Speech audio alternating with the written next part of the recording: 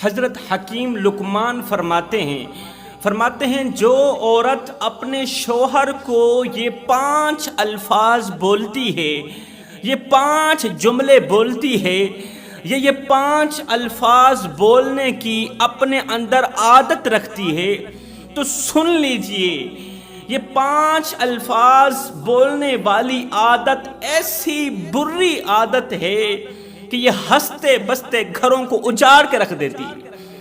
اس بری اور گھٹیا ترین عادت نے بڑے بڑے ہنستے بستے گھروں کو اجاڑ کے رکھ دیا، خوشیوں کو غمیوں میں بدل دیا، محبتوں کو نفرت میں بدل دیا۔ یہ عادت گھروں سے سکون چین و قرار کے جنازے نکال کے رکھ دیتی ہے۔ بیوی کے منہ سے یہ 5 جملے سنتے ہی محبت اور پیار کرنے والا شوہر نفرت کرنے پر مجبور ہو جاتا ہے۔ ہائے بیوی کو دل و جان سے چاہنے والے شوہر نے اپنا رخ نفرت کی طرف پھیر لیا۔ خدا را میرے بھائیوں، نفرتیں مٹاؤ، محبتیں بڑھاؤ، نفرتوں کا گلا دبا دو، نفرتیں مٹا دو، نفرتیں ختم کر دو، محبتیں بڑھاؤ۔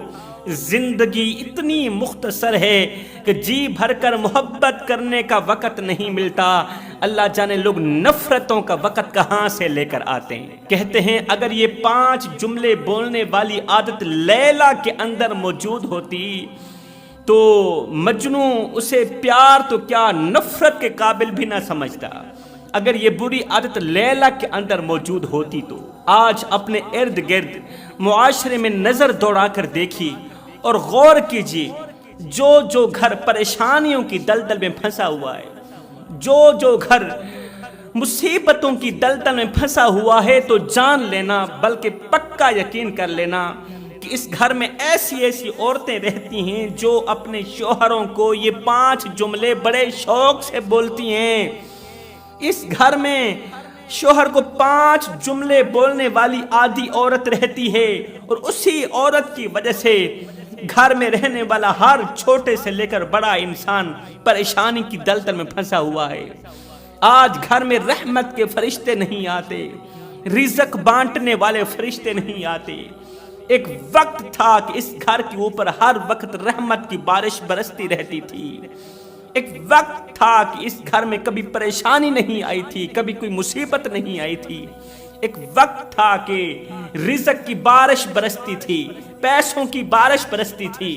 لیکن افسوس، جب سے اس منحوس عورت کو گھر لے کر آئے، جب سے اس گنہگار عورت کو گھر لے کر آئے، جب سے اس 5 جملے بولنے والی آدھی عورت کو اپنے گھر لے کر آئے، تب سے رحمت کے فرشتے روٹھ گئے، رزق بانٹنے والے فرشتے روٹھ گئے، رزق میں برکت ڈالنے والے فرشتے روٹھ گئے۔ آج پیسہ بھی ہے، دولت بھی ہے، مگر برکت نہیں ہے۔ 1 لاکھ روپیہ تنخواہ ہے، ابھی مہینہ ختم نہیں ہوتا، ختم ہو جاتی ہے۔ کہاں سے آئی کہاں گئی پتہ نہیں ہے۔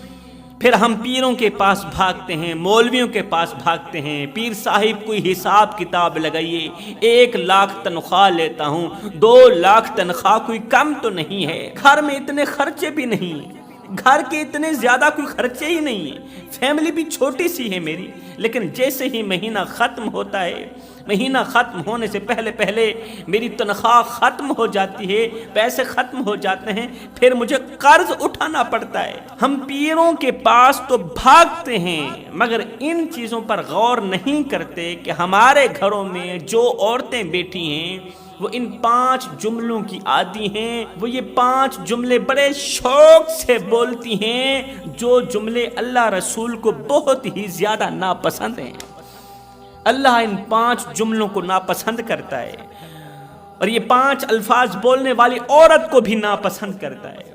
یہ 5 الفاظ بولنے والی عورت ہر وقت ہر گھڑی اللہ تعالیٰ کے غضب کا نشانہ بنی ہی رہتی ہے۔ ان 5 جملوں نے پیار کو نفرت میں بدل دیا، محبتوں کو نفرتوں میں بدل دیا، امیری کو غریبی میں بدل دیا، راحت کو بے چینی میں بدل دیا۔ آج گھر کے چاروں طرف غربت منڈلا رہی ہے، مصیبتیں کھڑی ہیں، پریشانیاں ہی پریشانیاں کھڑی ہیں۔ آخر وہ کون سے 5 جملے ہیں جنہوں نے میرے معاشرے میں اس قدر تباہی مچائی کہ جنت کے ٹکڑے گھر کو जहन्नुम का गड्ढा बना के रख दिया, परेशानियों की दलदल में फंसा के रख दिया, तबाही के समंदर में गर्क करके रख दिया। फरमाया पहला जुमला, शोहर के बुरे वक्त, शोहर के मुसीबतों के वक्त बीवी के मुंह से निकला कोई ऐसा लफ्ज़, कोई ऐसा जुमला जो शोहर के हौसले को पस्त कर दे, जो शोहर के हौसले को कमज़ोर कर दे, जो हारे हुए शोहर को मजीद हरा के रख दे, जो शोहर को डिप्रेशन का शिकार कर दे, जो शोहर की परेशानी मजीद बढ़ा के रख दे, शोहर को और ज्यादा परेशान करने पर मजबूर कर दे। हाय, बीवी के इस जुमले की वजह से बेयारो मददगार शोहर तन्हाई में बैठ के आंखों से अथरू बहा के, आंखों से खून के आंसू बहा के रो कर अल्लाह के सामने शिकवा करता है, शिकायत करता है, अल्लाह मैंने तेरी रजा के लिए इस औरत को निकाह में कबूल किया, तेरी रजा के लिए मैंने इससे शादी की, तुझे राजी करने के लिए, तेरी रजा के लिए मैं एक अजनबी औरत को अपने घर लेके आया, घर की मलका बना दिया, रहने के लिए अच्छा सा घर दिया, पहनने के लिए अच्छे कपड़े दिए, खाने के लिए अच्छा खिलाया, अच्छा पिलाया, अच्छा पहनाया। इसी तेरी बंदी के लिए दिन रात एक करके ओवर टाइम लगा के अपनी दाढ़ी मट्टी में घसीट घसीट के कड़कती धूप में तत्ती रेत के ऊपर खड़े होकर मैंने मेहनत मजदूरी की, इस सोच की बुनियाद पर कि मुझे कुछ मिले ना मिले, मेरी बीवी को रोटी का टुकड़ा मिल जाए, मेरी बीवी की छोटी मोटी आरज़ू पूरी हो जाए, छोटी मोटी ख्वाहिश पूरी हो जाए। मैं बीवी को अच्छा खिलाना चाहता हूँ, अच्छा पिलाना चाहता हूँ, अच्छा पहनाना चाहता हूँ। आयो मेरे रब्बा, मैंने तेरी बंदी के साथ क्या किया और तेरी बंदी ने मेरे साथ क्या किया। बजाय मेरा हौसला देने के, जब मैं अमीर था, सेहतमंद था, इसके ऊपर हजारों नेमतों की बारिश बरसाता रहा, आज जब मैं बुरे वक्त में मुब्तला हुआ तो बजाय मुझे हौसला देने के, बजाय मेरे कंधे के साथ कंधा मिलाने के, उल्टा मेरे जख्मों पर नमक छिड़क के चली गई, मुझे दुख देने वाला जुमला बोल के चली गई, मेरी तकलीफ को बढ़ा देने वाला जुमला बोल के चली गई। अल्लाह, मैंने तेरी बंदी के साथ क्या किया, मैंने तेरी बंदी के ऊपर कितने एहसान किए और तेरी बंदी ने मेरे साथ क्या किया। अल्लाह, मैं अपने मामलात तेरी अदालत में पेश करता हूँ, अपने मुकद्दमात तेरी अदालत में पेश करता हूँ। मैं कुछ नहीं करूँगा और ना ही तो कुछ करने की मेरे अंदर हिम्मत रही है। अल्लाह, मैं अपने मामलात तेरी अदालत में पेश करता हूँ, तू जान, तेरी बंदी जाने। हाय, मैंने तेरी बंदी के साथ क्या किया, तेरी बंदी ने मेरे साथ क्या किया। हाय, शौहर के मुंह से ये बद्दुआ निकलने की देर होती है, ये जुमला निकलने की देर होती है, बस फिर क्या होता है, औरत के मुकद्दर में, औरत की किस्मत में अल्लाह की तरफ से तबाही लिख दी जाती है, फिर बर्बादी इसका मुकद्दर बन जाती है, जलालत इसका मुकद्दर बन जाती है। एक वक्त आता है कि इस औरत को कोई हौसला देने वाला नहीं होता। ऐसी औरतों के लिए एक इबरतनाक वाकया है, सबक आमोज वाकया है। आप एक बार ये वाकया दिल के कानों से सुन लें, तौबा करने पर मजबूर हो जाएंगे, अल्लाह ताला से सुलह करने पर मजबूर हो जाएंगे। अगर आप भी इन आदतों में मुब्तला हैं तो इन आदतों को जड़ से उखाड़ कर बाहर फेंक देंगे। वो एक खूबसूरत औरत थी, हसीन और जमील थी, हुस्न की मलका शहजादी थी, हुस्न इतना कि चांद भी देखे तो शर्मा जाए, मगर अफसोस कि ये खूबसूरत औरत बीमार हो गई। इस कदर बीमार हुई कि अजीज व अकारिब ने दुनिया में जितने बड़े बड़े हकीम तबीब थे सबको घर में बुलाया, इलाज करवाया, मगर बेसूद रहा। हर छोटा मोटा बड़ा हकीम, हर तजर्बाकार हकीम आ रहा है, इलाज कर रहा है, जा रहा है, मगर बेसूद। किसी की दवाई असर नहीं कर रही, किसी की दवा असर नहीं कर रही, किसी पीर का दम असर नहीं कर रहा।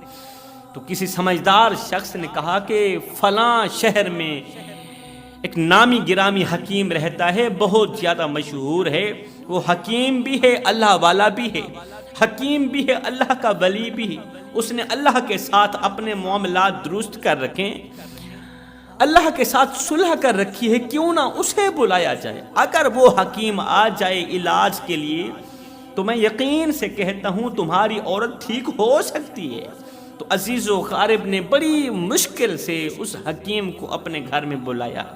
حکیم صاحب آ گئے خوبصورت عورت کا علاج کرنے کے لیے۔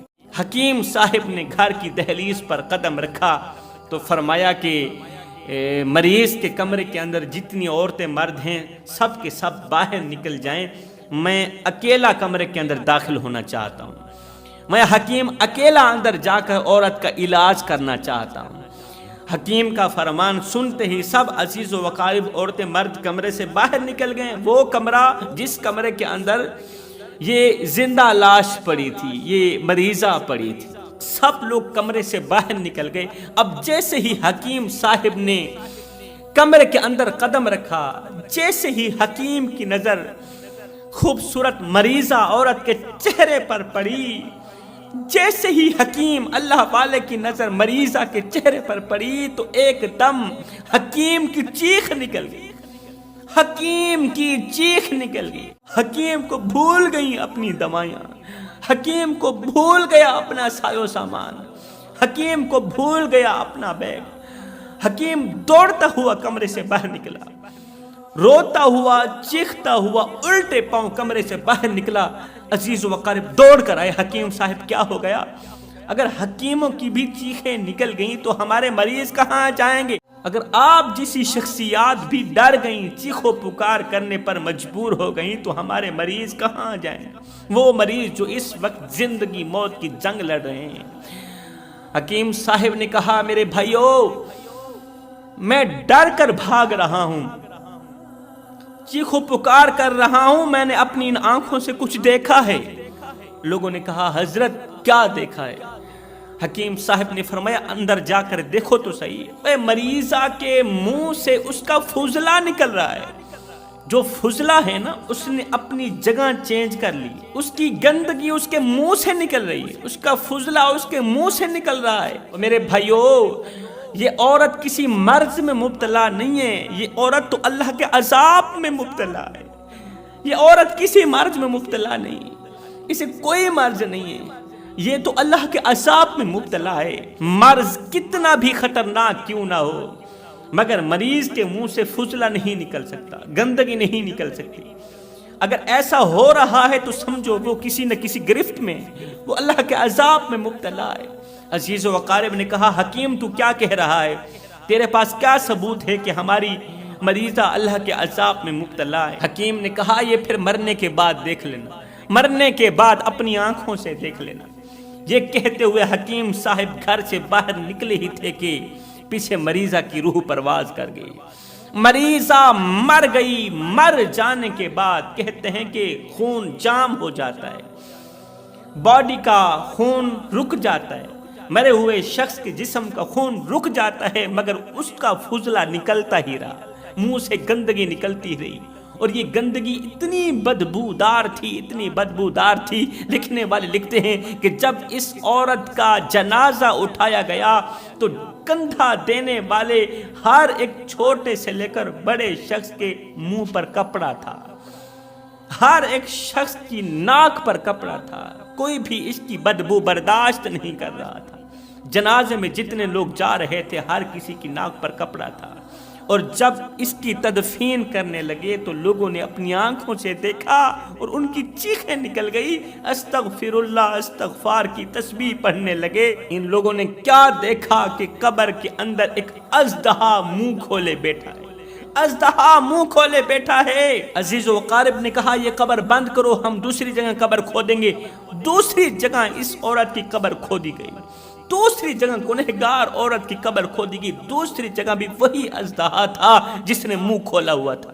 حکیم نے کہا یہ تو دوسری قبر ہے، 100 قبر کھود لو، جس جگہ پر بھی اسے دفنانے لگو گے اسی طرح کا اژدہا منہ کھولے بیٹھا ہوگا، کیونکہ یہ اژدہا اپنی مرضی سے نہیں آیا، یہ تو اللہ کی مرضی سے آیا ہے۔